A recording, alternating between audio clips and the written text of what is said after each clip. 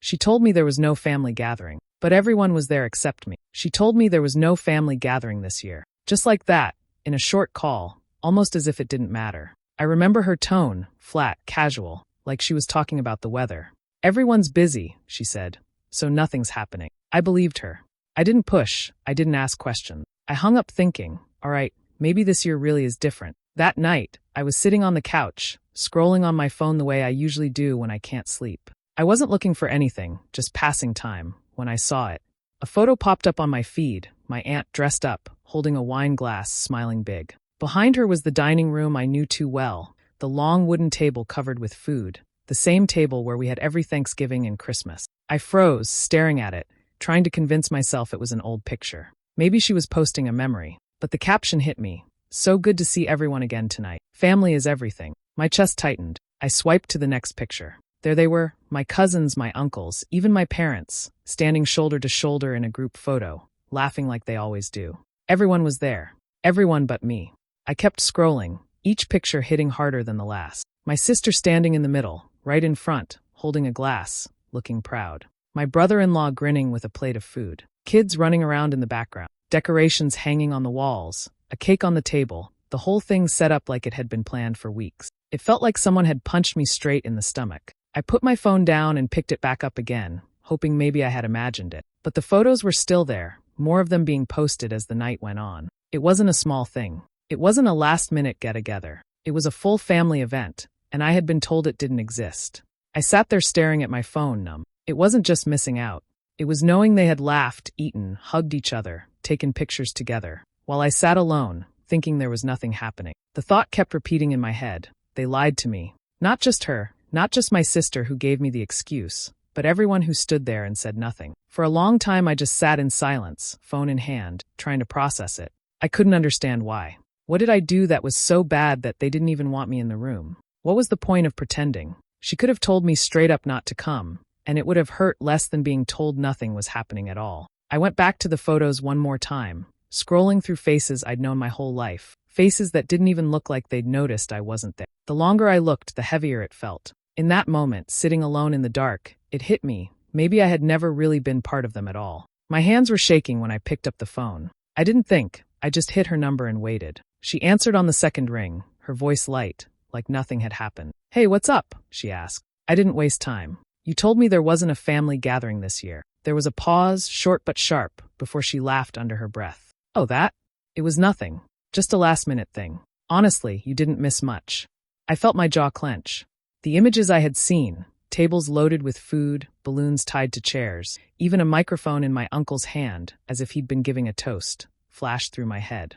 Nothing. She called that nothing?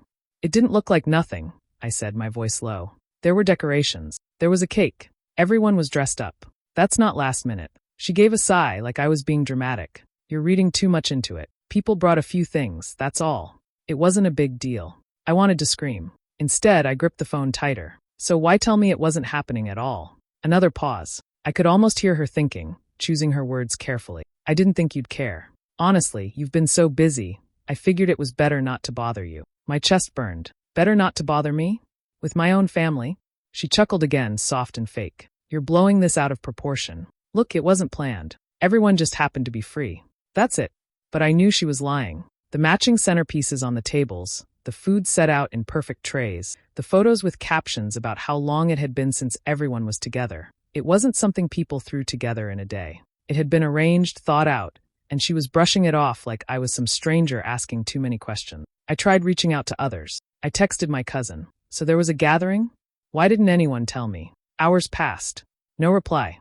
I messaged my uncle, who had been holding the microphone in one of the pictures. He answered with one line. It wasn't that big of a deal, don't worry about it. The more I reached out, the more I was met with silence or short, empty responses. No one wanted to explain. No one wanted to admit what they had done. It wasn't forgetfulness. It wasn't an accident. Every word they didn't say made it clearer. This wasn't about me missing an invitation. It was about being shut out on purpose. I sat with my phone in my hand, heart pounding, realizing the truth. They hadn't overlooked me. They had made a choice. I kept thinking back over the years, running through every moment that made me feel different from the rest of them. It wasn't like this came out of nowhere. There had always been signs, little reminders that I wasn't really seen the way my sister was or my cousins. When I was a kid, I remember winning an award at school. I was so proud walking into the house with that certificate, ready to show everyone. My mom smiled, but then my aunt started talking about how my cousin had just made the soccer team. Suddenly all the attention shifted. My certificate ended up on the counter, half covered by grocery bags, and no one mentioned it again. Later, when I got into college, I thought that would be different. I was the first in our family to go out of state, something I worked hard for. But during that dinner, my uncle raised a glass to my sister because she had just gotten engaged. Everyone cheered for her. When my turn came to say I was leaving in the fall, they nodded politely, then turned back to talking about the wedding. It went on like that, year after year. I tried not to dwell on it, but I noticed. My accomplishments were acknowledged with short smiles, while my sister's smallest successes were celebrated like she'd won a medal. Even my cousins, the younger ones, seemed to get more recognition for things like a summer job or a new car. I felt invisible, like my place in the family was more of an afterthought. I would sit in the corner during gathering, listening to conversations that never quite included me. They talked about inside jokes I wasn't part of, made plans right in front of me without asking if I wanted to come. Sometimes they even forgot to set a plate for me at the table until I asked. Small things, but they stacked up. Still, I told myself it wasn't intentional. Families have favorites, I thought. Maybe I was just being sensitive. I tried to let it go, to laugh when they teased me for being quiet, to swallow the sting when my sister got credit for something I'd suggested first. I told myself it wasn't worth holding on to. But seeing those pictures, hearing my sister's voice dismissing it like I didn't matter, changed everything. This wasn't being overlooked. This was being shut out completely. They hadn't just forgotten me, they had made sure I wasn't there. That thought sat heavy in my chest. For the first time, I didn't feel just hurt, I felt angry. They wanted me out of the picture so badly, they planned an entire night around it. And if that was how they saw me, then fine. But I wasn't going to sit quietly and I didn't let it go. I couldn't. Every time I tried to move on, those photos came back into my mind, my sister's words replaying in my head. I needed answers, so I started asking questions again, but this time carefully. I reached out to one of my cousins, the one who had always been a little kinder to me than the rest. I didn't accuse, I just asked straight. Was the gathering planned, or did it just happen? At first, they hesitated. I could almost feel the silence through the phone. Finally, they admitted. It was planned a while ago. Everyone knew. My stomach dropped. I pressed further. Then why didn't anyone tell me? The voice on the other end lowered. Because your sister told us not to. For a moment, I couldn't even speak. My cousin rushed to explain. She said if you came, it might turn into drama. She didn't want tension. She made it clear. I thanked them, though my throat felt tight. After we hung up, I sat there in shock. It hadn't been some careless mistake. It wasn't people forgetting to send me a text. It was her. She had gone out of her way to make sure I wasn't invited. I thought back to her calm voice on the phone, how easily she brushed me off, how she laughed like I was overreacting. All of it was a performance. She had lied straight to me, knowing I'd eventually see the photos, knowing it would cut me out completely. That realization shifted something inside me. The hurt was still there, but now it was sharpened into something else. She had gone too far. This wasn't favoritism anymore. It was sabotage. I didn't call her back. I didn't message anyone else. I stopped asking for explanations because I already had the truth I needed. She had orchestrated it, and the rest of them went along with it. So I made a choice. If she thought she could erase me from the family with one decision, she was wrong. I wasn't going to confront her in some heated argument she could twist against me. I wasn't going to give her the chance to act like I was being dramatic. No, I was going to wait. I was going to keep quiet, let her believe she had won, and when the time came, I'd show everyone exactly what she had done. Nights became the hardest. I would lie awake staring at the ceiling, my mind spinning in circles I couldn't control. Every conversation I'd ever had with her started replaying. The way she brushed off my words, the way she rolled her eyes when I spoke, the way she always found a way to be the center of attention. At the time, I told myself it was just her personality, but now it all looked different. It felt like she had been setting the stage for this all along. I thought about the times I tried to stand up for myself. The arguments never ended in my favor. Somehow, no matter what the topic was, she twisted the story until she looked like the victim, and I looked unreasonable. And the family always nodded along, giving her comfort while I sat there in silence.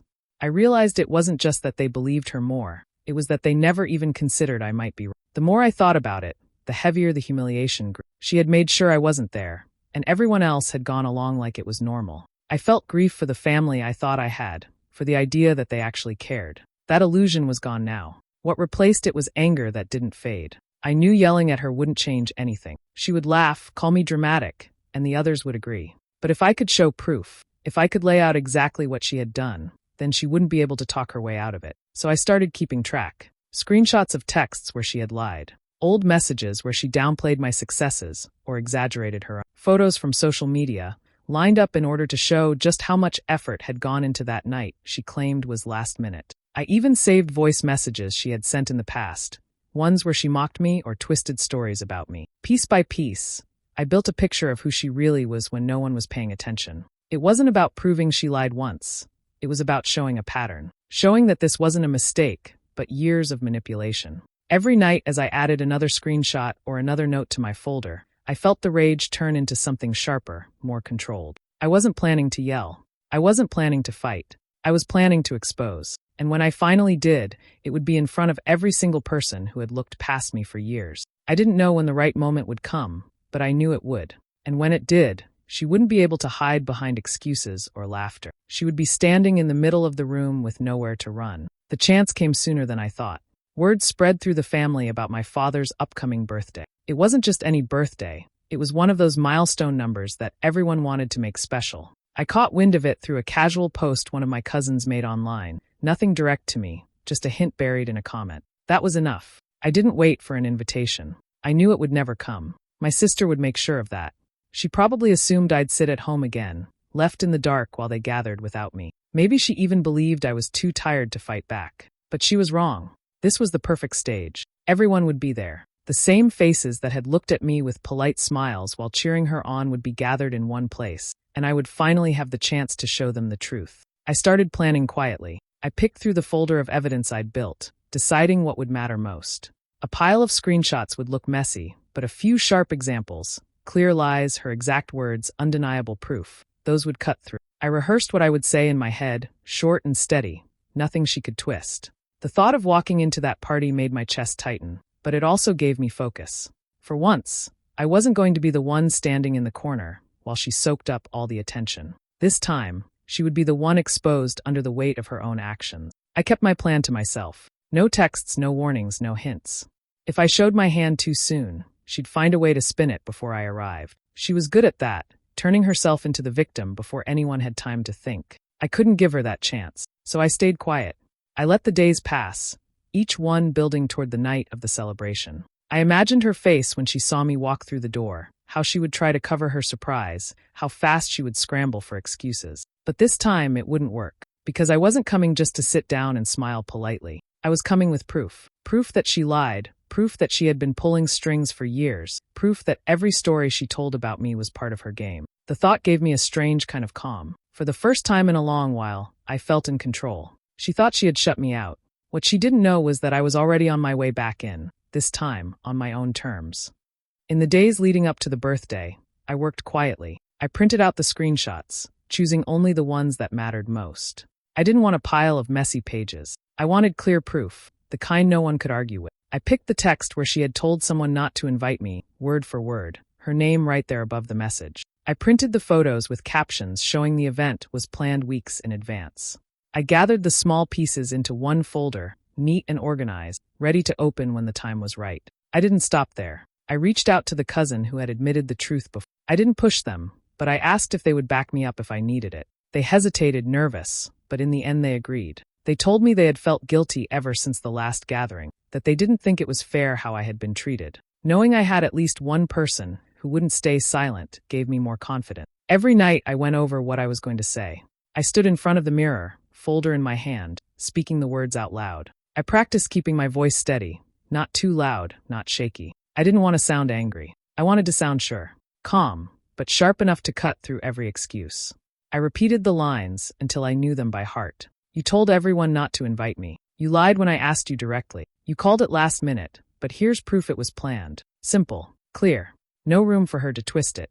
The closer the day came, the more the tension built inside me. Part of me felt sick at the thought of walking into that room, of seeing all those faces turned toward me. But another part of me felt ready in a way I never had before. I wasn't walking in as the quiet one, the forgotten one. I was walking in prepared. I kept the folder in a drawer by my bed, checking it every night to make sure everything was still there. Each time I opened it, I felt the weight of it, not heavy from paper, but but heavy from the truth it carried. I imagined setting it down on the table, imagined their eyes as they read her words, imagined the silence that would fall when the lies could no longer be denied. She didn't know what was coming. She thought I'd be sitting at home again, scrolling through photos, left out of the story. But this time, I was going to write my own ending. The night of the party came. I drove up slowly, my hands tight on the wheel, the folder sitting on the seat beside me. The house glowed with lights, laughter spilling out through the windows. For a moment, I just sat there, breathing in and out, steadying myself. Then I grabbed the folder and walked to the door. When I stepped inside,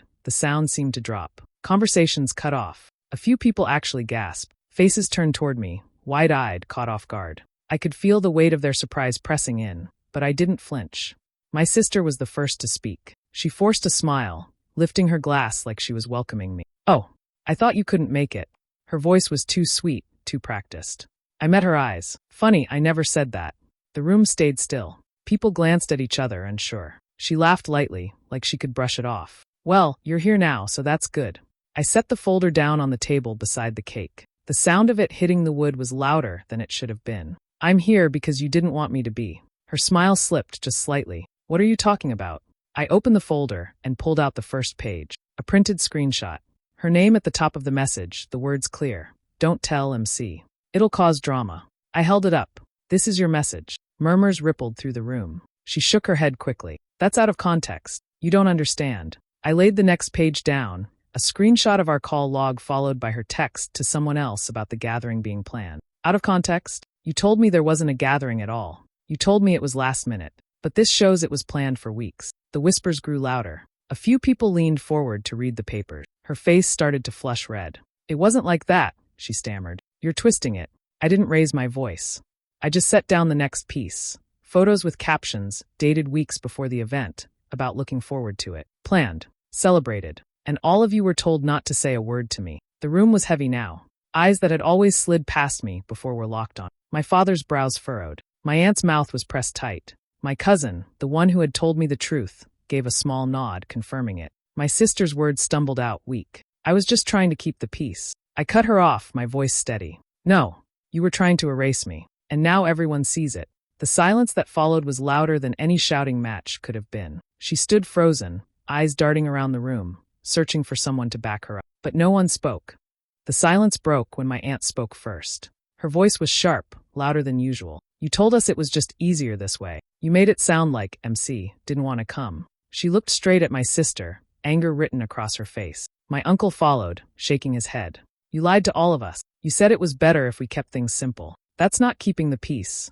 That's cutting your own sibling out." My sister's mouth opened and closed, but no sound came out. Finally, she muttered, "I was just trying to stop drama before it started." My father stood up then. His voice was steady, but there was disappointment in it. "You created the drama. You thought you could control everything, but now everyone can see exactly what you did." Some family members tried to soften it, their voices hesitant. "Maybe she just meant well," one cousin offered. Another added, "She probably thought it would avoid arguments." But their words sounded weak, and no one seemed convinced. Others didn't hold back at all. My aunt leaned forward, eyes narrowed. "You've always had to be the center of attention, but this is cruel. You humiliated your own sibling." The more they spoke, the smaller she looked. Her shoulders sank, her fake smile gone, her hands twisting together like she didn't know where to put them. Every excuse she tried to make was drowned out by another voice pointing back to the papers on the table. I didn't have to argue. I didn't have to raise my voice.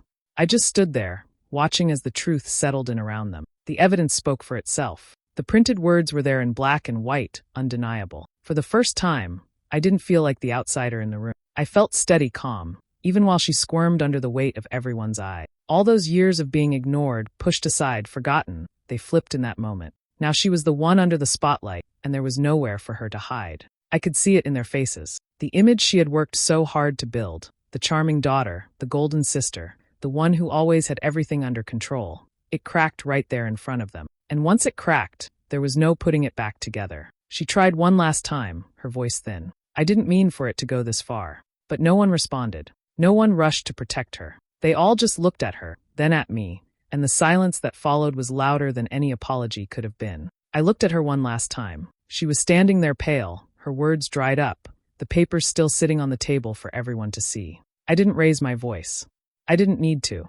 "You wanted me gone," I said, steady and clear. But now, everyone sees who you really are. No one moved. No one spoke. The room was still, waiting for her to say something, but she had nothing left. Her face crumpled as her eyes darted to the floor. I didn't stay to watch her struggle. I picked up my folder, tucked it under my arm, and walked toward the door. My steps were slow but certain. Heads turned as I passed, but no one stopped me. For once, I wasn't walking out in shame. I was leaving on my own terms, my head high. The night air hit my face as I stepped outside. The sound of laughter and clinking glasses had been replaced by silence. I felt lighter, not because everything was fixed, but because I had finally turned the truth loose. She couldn't take it back. They couldn't unsee it. Days later, the messages began to come. My aunt called first, her voice soft, saying she hadn't realized how far things had gone, that she was sorry she had played along. A cousin sent a long text, admitting they should have spoken up sooner. Even my father reached out, not with excuses, just a short, heavy line. You didn't deserve that.